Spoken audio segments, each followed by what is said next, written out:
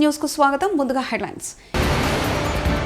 ప్రధాని మోదీ ప్రారంభించిన చీనా వంతెనను చూశారా? మొత్తం ఏం చెప్పినా అబద్ధమే. హరీష్ ఆగ్రహం.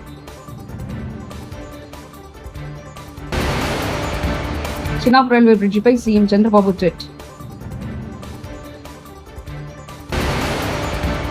నిన్న ఆత్మహత్య చేసుకున్న నారాయణ రెడ్డి కుటుంబాన్ని ఫోన్లో పరామర్శించిన మాజీ సీఎం వైఎస్ జగన్.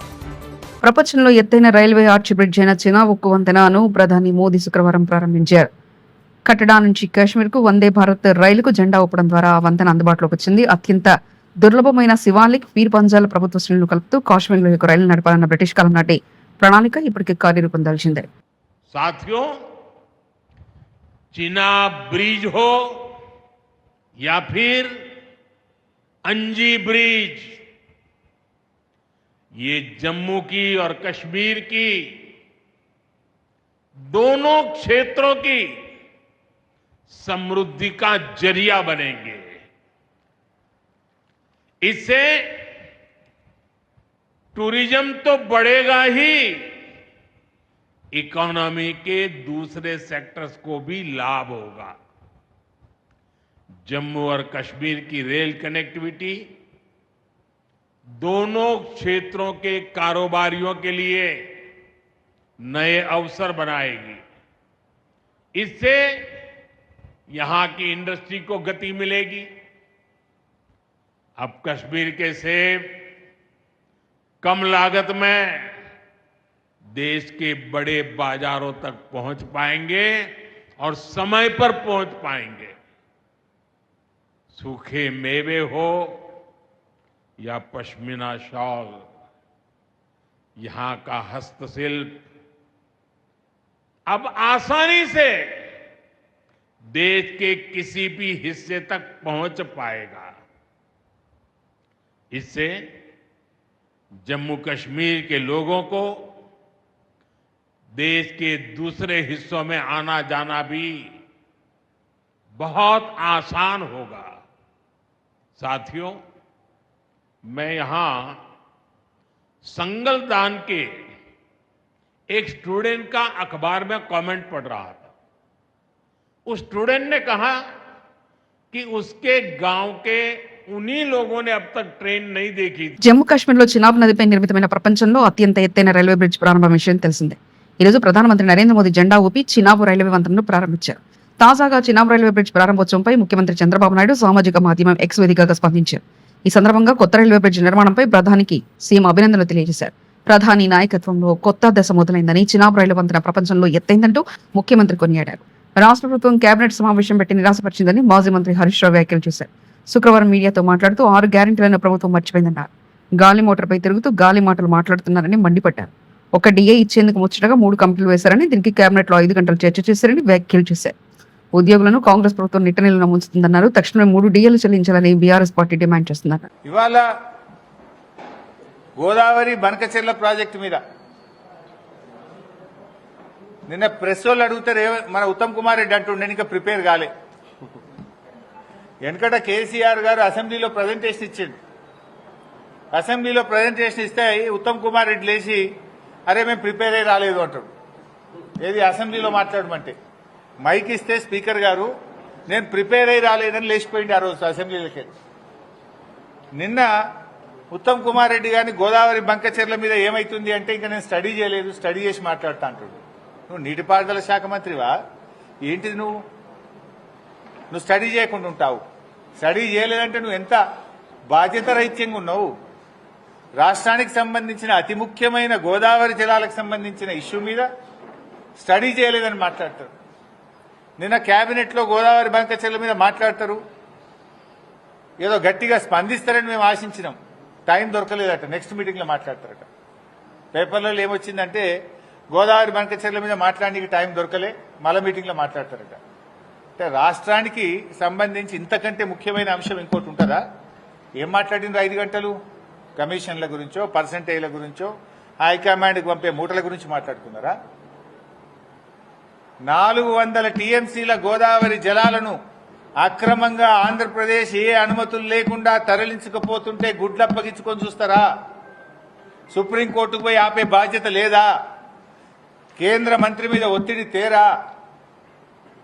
నీతి ఆయోగ్ మీటింగ్ లో ముఖ్యమంత్రి ప్రధానమంత్రిని ఎందుకు ప్రశ్నించలేదు? మేము సూటిగా అడుగుతా ఉన్నాం. గతంలో చంద్రబాబు నాయుడు అడ్డుకునేందుకు బీజేపీ ప్రత్యేక తెలంగాణ రాష్ట్రం ఇవ్వలేదు. కాంగ్రెస్ మంత్రి జూపల్లి కృష్ణారావు ఎన్నికల ముందే ఒక్క కుటుంబానికి 2 లక్షల రుణమాఫీ మాత్రమే చేస్తామని చెప్పారు. ఇదే చేశాం. కాంగ్రెస్ మంత్రి జూపల్లి కృష్ణారావు 3 కొత్త రాష్ట్రాలు ఇచ్చి తెలంగాణ రాష్ట్రం ఇవ్వలే ఆనాడు. ఎందుకు ఇవ్వలే అంటే ఆనాడు ఆంధ్ర ప్రాంతానికి సంబంధించినటువంటి ఆనాడున్న ముఖ్యమంత్రి చంద్రబాబు నాయుడు గారు మద్దతు బీజేపీ పార్టీకి ఉండింది కాబట్టి వాళ్ళు వద్దంటే ఆనాడు బీజేపీ తెలంగాణ రాష్ట్రం ఇయ్యలే. అంటే రాజకీయ కోణం.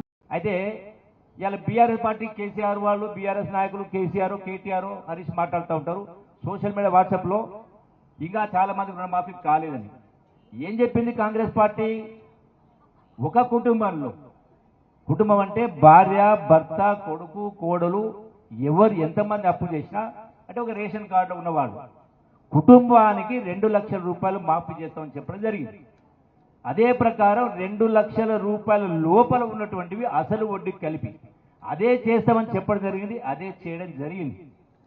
కాళేశ్వరం రిపోర్టు త్వరగా బయట పెట్టాలని, రిపోర్టు విషయంలో తాస్తారం చేస్తే వదిలే ప్రసక్తి లేదని బీజేపీ ఎంపీ ఈటెల రాజేందర్ అన్నారు. కాళేశ్వరం విచారణ అనంతరం ఎంపీ మీడియాతో మాట్లాడుతూ కంఠంపై దుకాపు పెట్టినా ఈటెల నిజమే మాట్లాడతారని స్పష్టం చేశారు. ఆర్థిక మంత్రిగా ఉన్నప్పుడు డిజైన్లు నిర్మాణంలో సంబంధం ఉందా అని కమిషన్ అడిగిందని, తనకేం సంబంధం లేదని చెప్పానన్నారు. కాళేశ్వరం కార్పొరేషన్ పై అధికారం ఉండేదని అడగ్గా తనకు ఎలాంటి అధికారం లేదని చెప్పినట్లు తెలిపారు. కాళేశ్వరం నిర్మాణం క్వాలిటీ గురించి ఇంజనీర్లు చూసుకోవాలి కానీ కేసీఆర్ ముఖ్యమంత్రిగా ఉన్నప్పుడు హరీష్ నాయకత్వంలో కేబినెట్ సబ్ కమిటీ వేశారన్నారు. వివాహ బంధంలోకి అడుగుపెట్టిన హీరో అక్కినేని నేడు తెల్లవారుజామున 3 గంటలకు ప్రేయసి జనాబును వివాహం చేసుకున్నారు. అఖిల్ జూబ్లీహిల్స్ లో నాగార్జున అక్కినేని ఇంట్లో జరిగిన పెళ్లి వేడుక జూన్ 8న ఆదివారం అన్నపూర్య స్టూడియోలో రిసెప్షన్ జరగనుంది. మిస్ ఇంగ్లాండ్ మిల్లా మాగి ఘటనపై కమిటీ వేశారో లేదో ప్రభుత్వానికి క్లారిటీ లేదు. మిల్లా మాగిపై కమిటీ వేశామని ఒకరంటారు, మంత్రి జూపల్లి ఏమో కమిటీ లేదని చెప్తారు. మీ తాత జాగిరా ప్రభుత్వం అంటే అంతర్జాతీయ మహిళ వచ్చి నిన్ను వ్యభిచారిగా చూసారని చెప్తే విచారణ చేయకపోవడానికి ఇదేమైనా మీ ఇంట్లో జరిగిన ఈవెంట్ అనుకుంటున్నానంటూ ఎమ్మెల్సీ దాసోజు శ్రవణ్ అన్నారు. కమిటీ వేసినాం అని అంటున్నారు. కమిటీ వేసినరా వేయలేదా క్లారిటీ లేదు. ఆ కమిటీ వేస్తే వాళ్ళు ఏ రకమైనటువంటి ఎవిడెన్సెస్ ను పరిగణలోకి తీసుకున్నారో దానికి ఇంతవరకు సరి అయినటువంటి ఆధారాలు లేవు. సీసీటీవీ ఫుటేజ్ ఏమైనా ఎగ్జామిన్ చేసినరా? ఆధారాలు లేవు. ఆ రిపోర్ట్ని ఏమైనా సబ్మిట్ చేసినారా? ఆధారాలు లేవు. ఆ సబ్మిట్ చేసిన తర్వాత ఏం చర్యలు తీసుకున్నారు అంటే ఇంతవరకు కూడా ప్రభుత్వం చెప్పట్లేం. మీ తాత జాగిరా ప్రభుత్వం అంటే? అంతర్జాతీయ స్థలిపైన ఒక విదేశీ వనిత వచ్చి భారతదేశం, అది కూడా తెలంగాణ నిర్వహించిన ఒక ప్రతిష్టాత్మకమైన ఈవెంట్ లో నన్ను వ్యభిచారిగా చూసినారు అని చెప్పని ఆ తల్లి చెప్తే విచారణ చేయకపోవటానికి మీ ఇంట్లో జరిగిన ఈవెంట్ ఇదేమన్నా? Is this not a shameful thing on the government? ఇవాళ విజయనగరం జిల్లా చింతపల్లి బీచ్ లో యోగాంధ్ర కార్యక్రమాన్ని ఘనంగా నిర్వహించారు. రాష్ట్ర ప్రభుత్వం ఆధ్వర్యంలో నిర్వహించిన ఈ కార్యక్రమంలో వేలాది మంది పాల్గొని యోగాసనాలు చేశారు. జిల్లా కలెక్టర్ డాక్టర్ బిఆర్ అంబేద్కర్ ఉన్నతాధికారులు పాల్గొన్నారు.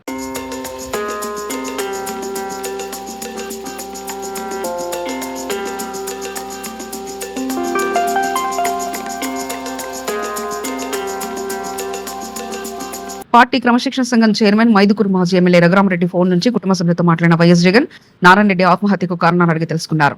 కాజీపేట మండలం దుంపలగట్టుకు చెందిన నారాయణ రెడ్డిపై అక్రమంగా గంజాయి కేసు పెట్టి జైలుకు పంపడంతో పరువు పోయిందని ఆత్మహత్య, అరెస్టు సమయంలో డబ్బులు ఇవ్వకపోవడంతో పోలీసులు తీవ్రంగా హింసించారని వైఎస్ జగన్ కు తెలిపిన కుటుంబ సభ్యులు పూలమ్ముకొని జీవించే నారాయణ రెడ్డి మరణంతో భార్య 2 పిల్లల భవిష్యత్తు అంధకారం. అధైర్యపడవద్దని కుటుంబ సభ్యులను ఓదార్చిన వైఎస్ జగన్ వారి కుటుంబానికి వైఎస్ఆర్సీపీ అండగా ఉంటుందని భరోసా, నారాయణ రెడ్డి ఆత్మహత్యకు కారణమైన వారిపై చర్యలు తీసుకునేందుకు పార్టీ అండగా ఉంటుందంటూ స్పష్టం చేశారు జగన్. హలో అన్నా, ఏమంటే అదే మనం వైసీపీ అనే దురుద్దేశంతో ఏమైందంటే కేసు ఉద్దేశపూర్వకంగా యాక్చువల్ 9 మంది మీద పెట్టి మళ్ళీ పంపించిన తర్వాత ఈయన సపరేట్ గా వైసీపీ కార్యకర్త కదా పక్క పిలిచి కొట్టారు సార్ దారుణంగా. వీళ్ళు రోడ్డు మీద యాక్చువల్గా పిలిపించి నువ్వు డబ్బులు డిమాండ్ చేశారు. డబ్బులు డిమాండ్ నేను ఎందుకు తప్పు చేయలేదు కదా, నేను ఎందుకు కట్టాలన్నాడు. తర్వాత ఇంకోటి ప్రెజర్, ఇంకోటి ఏంటంటే మెయిన్ ఏంటంటే మన వైసీపీ అనే ముద్ర ఉంది కదా, ఆ ముద్ర తప్ప మనం చేసుకున్న నేరంలాగా భావించి దారుణంగా సార్. ఇప్పుడు రోడ్డు ఎందుకంటే నేను చిన్నప్పుడు 6 నెలల పిల్లప్పుడు మా అక్క సంవత్సరం మా నాన్న గుండె పొట్టు చనిపోయాడు సార్. మా తాత వాళ్ళంతా సాకారు. సో ఏదన్నా పార్టీ తరఫు నుంచి పిల్లలకు ఆర్థికంగా మీరు ఎందుకంటే మీ తోబుట్టు అనుకోండి సార్, ఆర్థికంగా ఖచ్చితంగా మాకు సాయం చేయాలి సార్.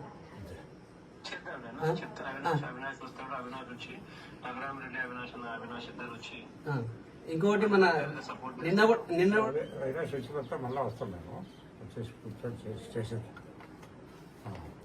కూర్చొని చేసేటప్పుడు కడపకు వచ్చి ఇంటికాడికి వచ్చి చేస్తాం. అదే తప్పకుండా చేద్దాం.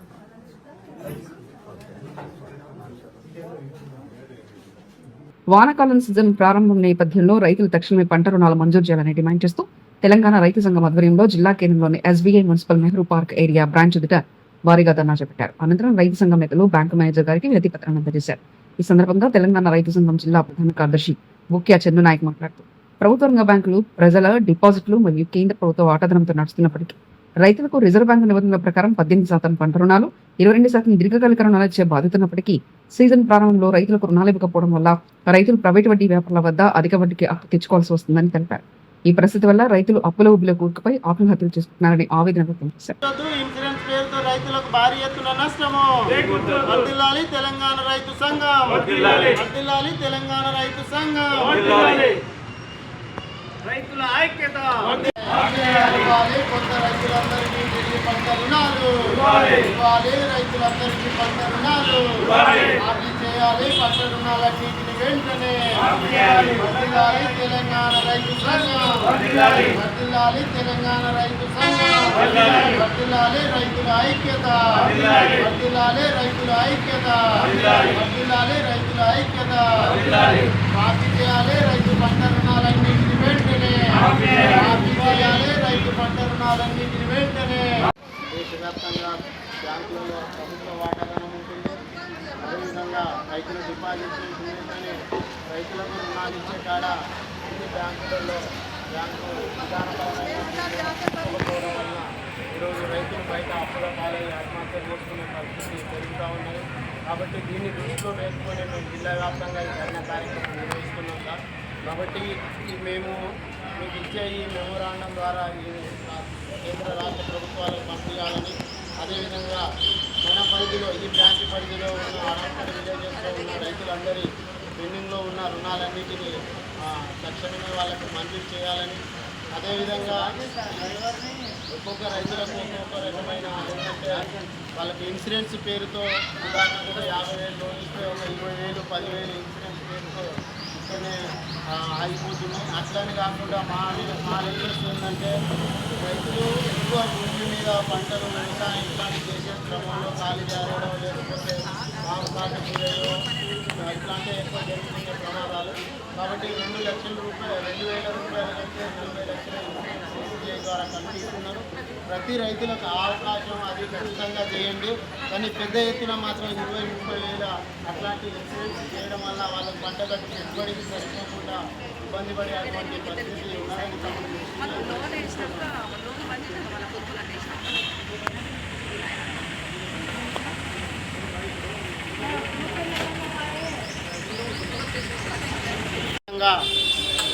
జూన్ 5, 6 నిన్న ఇవాళ బ్యాంకుల ఎదుట ధర్నా కార్యక్రమం నిర్వహించడం జరుగుతుంది. ముఖ్యంగా రైతులందరి రుణాలను వెంటనే మాఫీ చేయాలని, అదేవిధంగా కొత్త పంట రుణాలను ఇవ్వాలని డిమాండ్ చేస్తున్నాం.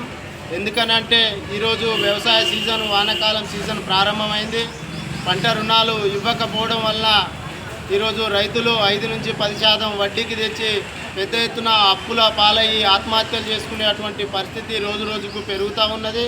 ఈరోజు వ్యవసాయాన్ని చేయకుండా వ్యవసాయాన్ని వదిలేసి ప్రతి సంవత్సరం 1 కోటి మంది రైతులు వ్యవసాయాన్ని దేశవ్యాప్తంగా వదిలి పట్టణాలకు వలసపోతున్నటువంటి పరిస్థితి ఉన్నది. అందుకోసం కేంద్ర రాష్ట్ర ప్రభుత్వాలు ఏదో తూతూ మంత్రంగా రైతులకు హామీలను ఇస్తూ రైతును రాజు చేయడమే మా లక్ష్యమని ఈరోజు అధికారంలోకి వచ్చిన తర్వాత రైతు రుణాలను మాఫీ చేయడంలో, రైతులకు కావాల్సిన సబ్సిడీలను అందించడంలో రైతులకు కల్పించట్లేదు. అందుకోసము ఈ ధర్నా కార్యక్రమము నిర్వహిస్తున్నాం.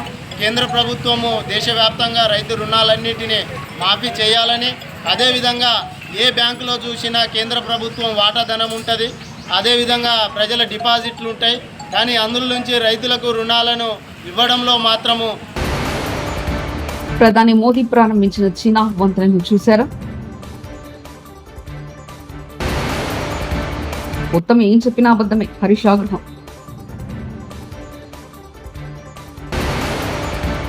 చినాబ్ రైల్వే బ్రిడ్జిపై సీఎం చంద్రబాబు ట్వీట్. నిన్న ఆత్మహత్య చేసుకున్న నారాయణ రెడ్డి కుటుంబాన్ని ఫోన్లో పరామర్శించిన మాజీ సీఎం వైఎస్ జగన్. ఇవి బులెటిన్ విశేషాలు.